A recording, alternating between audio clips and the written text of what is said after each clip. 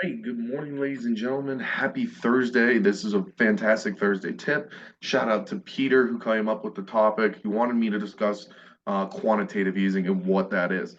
For those who don't know what quantitative easing is a monetary policy or a tool that the Federal Reserve to help stimulate growth in times of very low inflation. They're trying to increase GDP, and the way they do that is by increasing lending. So lending is a huge part of how the economy works.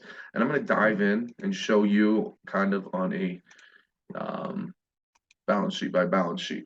So the quantitative easing takes place when we have three players involved. One, we have the federal government.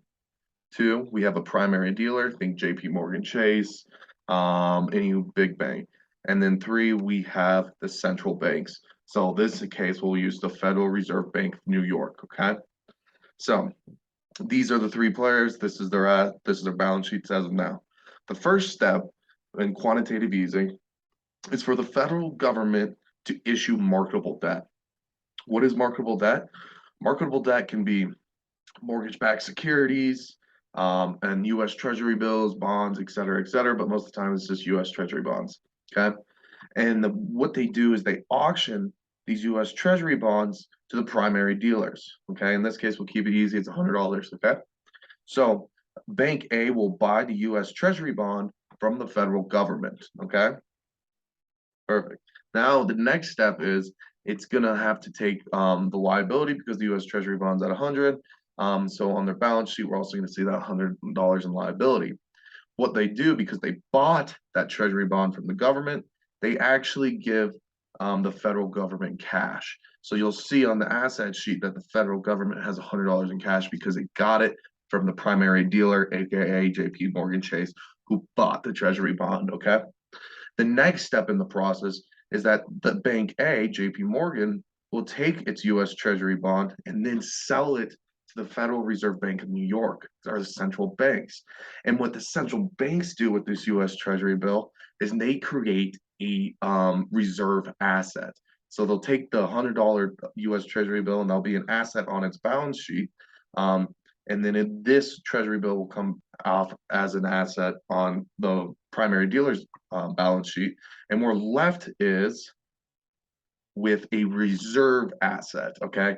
The Federal Bank of New York has now created, because the primary dealer sold its treasury bond to the Federal Bank of New York, they now have the ability to create a new asset or a reserve asset, and they take that reserve asset and then give it back to the primary dealers. Now, why do they do this?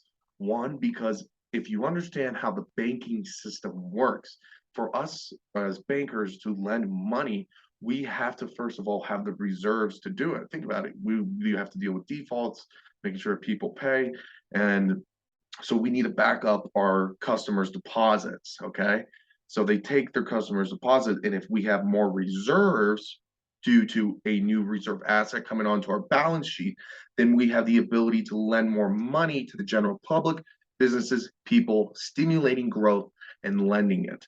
Now, there's two key takeaways. One, when we do quantitative easing, it is a bond bullish thing.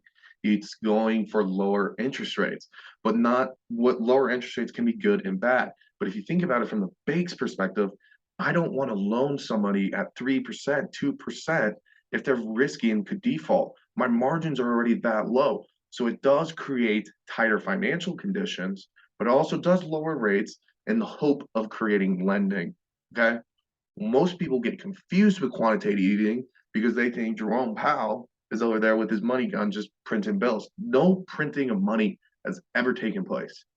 It's just reserve assets, and that's a huge takeaway. Okay.